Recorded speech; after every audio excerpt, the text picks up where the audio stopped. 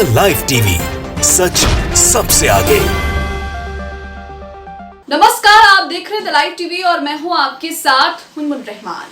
Hamas ने Israel पर 7 अक्टूबर को महज 20 मिनट में 5000 रॉकेट से हमला किया, जिसके बाद इजराइल हक्का बक्का रह गया। इजराइल ने सोचा होगा कि हमास का इजराइल पर अब तक का यह सबसे बड़ा हमला था, लेकिन ऐसा नहीं है। सोमवार को हमास ने इजराइल के तेल अवीव और यरूशलेम में जो रॉकेट की बारिश की है, वो उससे भी बड़ा हमला है जो 7 अक्टूबर को हमास ने इजराइल में किया था।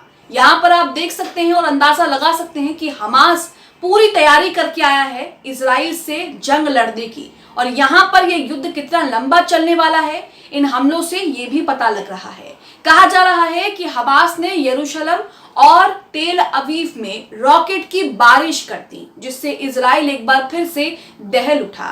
क्या कुछ खबरें आ रही हैं, आपको दिखाएंगे। न्यूज़ 18 की रिपोर्ट के हवाले से हम आपको बता रहे हैं कि किस तरह से हमास ने दूसरा सबसे बड़ा हमला इजराइल पर सोमवार को किया। यहाँ तक कि यह हमला इतना बड़ा और इतना खतरनाक था कि बेंजामिन नेतन्याहू, अमेरिका के विदेश मंत्री और इजराइल के सांसदों को भी बंकर में जाकर छिपना पड़ा। यहाँ पर आप देख रहे हैं, इसमें लिखा है कि हमास ने किया मिसाइल अटैक। ये मिसाइल अटैक जो हमास ने सोमवार को किया है, ये मिसाइल अटैक उस वाले मिसाइल अटैक से भी ज्यादा बड़ा और खतरनाक है। आगे यहाँ पर लिखा है, इजराइल और हमास के बीच लगातार 11वें दिन भी युद्ध जो है, दोनों के बीच जंग जारी है। हमास ने बीते सोमवार को एक बार फिर इजराइल पर बड़ा हमला बोल दिया। यानी कि यहाँ पर जो लोग सोच रहे होंगे कि हमास ने अब तक का सबसे बड़ा हमला उसी दिन शनिवार को किया, जिस दिन पहले दिन हमास ने इजराइल पर हमला किया, तो यहाँ पर वो लोग जो हैं वो गलत हैं, क्योंकि हमास ने सोमवार को उससे भी बड़ा हमला इजराइल पर किया। इस रिपोर्ट में आपको साफ साफ ये सब पता लगेगा। आगे लिखा है कि हमास ने तेल अवीव और यरूशलेम समेत आसपास के इलाकों पर रॉकेट्स की बारिश कर दी। तस्वीरें आप अपनी स्क्रीन पर लगातार देख रहे हैं। आगे लिखा है, ये हमास का 7 अक्टूबर को शुरुआती हमले के बाद से सबसे बड़ा हमला माना जा रहा है।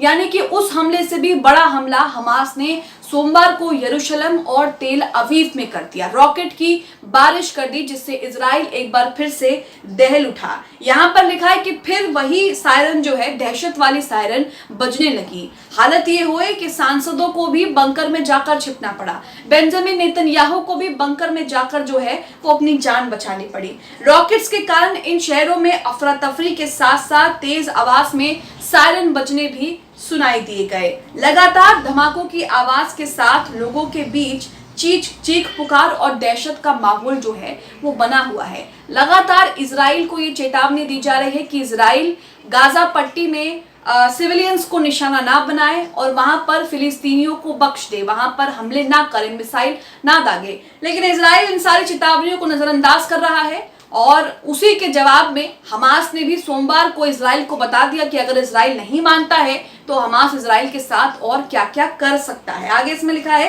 कि हमास ने दावा किया था कि वो इजराइल के तेल अवीव और यरूशलेम पर रॉकेट से हमला करेगा, और उसी दावे को सही ठहराते हुए हमास ने सोमवार को यरूशलेम और तेल अवीव में रॉकेट से हमला किया, यहाँ तक कि रॉकेट की बारिश कर दी। एक बयान में अल कसम ब्रिगेड ने कहा है कि हमने इजराइल के नागरिकों को निशाना बनाने के जवाब में थे। तो यहाँ पर आप देख रहे हैं कि किस तरह से हमास ने इजराइल की नाक में दम कर रखा है। इजराइल ने नहीं सोचा होगा कि हमास कभी इतना ताकतवर हो सकता है, और इजराइल ने फिलिस्तीनी मुसलमानों पर जो हमले किए हैं, जो जुल्म किए हैं, जो यातनाएं उनको दी हैं, उसका हिसाब हमास उनसे कभी ले सकता है।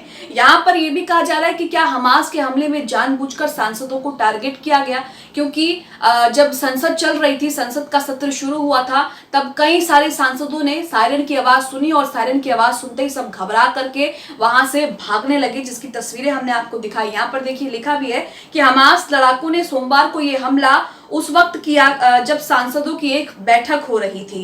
स्थानीय मीडिया के अनुसार इस हमले में इजराइल से तत्काल कोई जनहानि की सूचना नहीं मिली है, यानी कि कोई नुकसान जो है वो नहीं हुआ है। हालांकि सुरक्षा को देखते हुए सभी सांसदों और दूसरे लोगों को सुरक्षित स्थानों पर जो है वो पहुंचाया गया है। वहीं इजराइल भी ये दावा कर रहा है कि हमास ने इजरायली नागरिकों को बंधक बनाया हुआ है और उन्हें गाजा पट्टी में बंधक बनाकर रखा है। गाजा पट्टी के हालातों पर पर अगर ध्यान दें तो गाजा पट्टी के हालात बहुत ही ज़्यादा जो हैं वो ख़राब हो चुके हैं। हॉस्पिटल्स जो हैं उनमें भी लोगों का इलाज नहीं हो पा रहा। पानी भूखमरी से लोग जो हैं वहाँ पर मरने की कगार पर है। तस्वीरें आप अपनी स्क्रीन पर देख रहे हैं।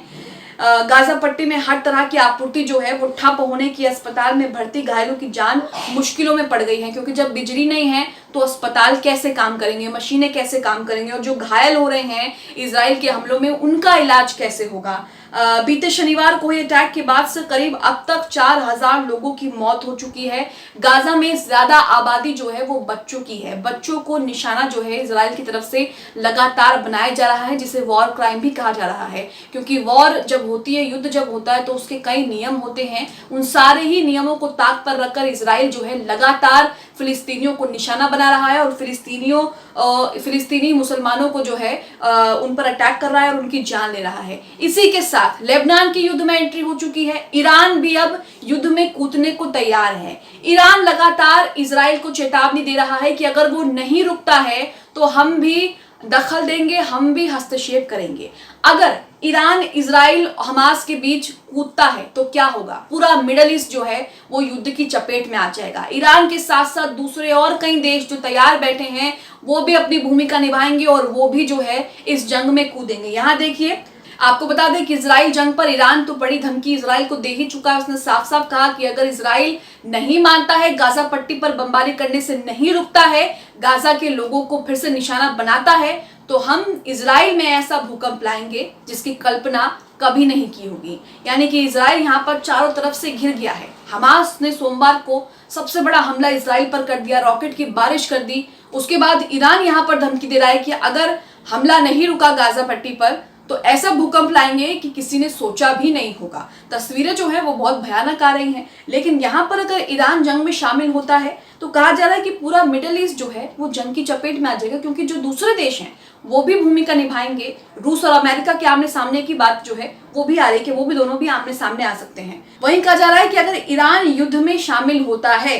तो लेबनान, इराक, सीरिया, जॉर्डन समेत कई देश जो हैं वो जंग में खुलकर आ सकते हैं। ईरान जंग में शामिल हुआ तो अमेरिका और यूएन के लिए हालात को संभालना मुश्किल हो जाएगा। अमेरिका जो इजराइल का साथ दे रहा है, लेकिन दूसरी तरफ ये भी कह रहा है कि हम मध्यस्थता कराने की कोशिश कर रहे हैं, विवाद को सुलझाने की कोशिश कर रहे हैं, जो संघर्ष हो रहा है उसे खत्म करने की कोशिश कर रहे हैं। लेकिन अमेरिका जो है अपनी इस कोशिश में पूरी तरीके से नाकाम हो रहा है, क्योंकि अमेरिका जिस तरह से इजराइल का साथ दे रहा है वो साफ साफ पता लगता है कि इजराइल का साथ अमेरिका नहीं छोड़ने वाला। वहीं दूसरी तरफ अमेरिका ये ढोंग तो कर रहा है कि हम संघर्ष खत्म कराने पर बातचीत कर रहे हैं, लेकिन दूसरी तरफ इजराइल को बल भी दे रहा है, यानी कि इजराइल को अपना समर्थन देके उसे और ताकतवर भी बना रहा है। अब आप हमास के इस हमले को लेकर क्या सोचते हैं? हमास ने 7 अक्टूबर से भी बड़ा हमला सोमवार को इजराइल पर कर दिया। तेल अवीव, यरूशलेम में रॉकेट की बारिश कर दी। इस हमले को आप क्या सोचते हैं? इस हमले को लेकर आप क्या सोचते हैं? हमें कमेंट बॉक्स में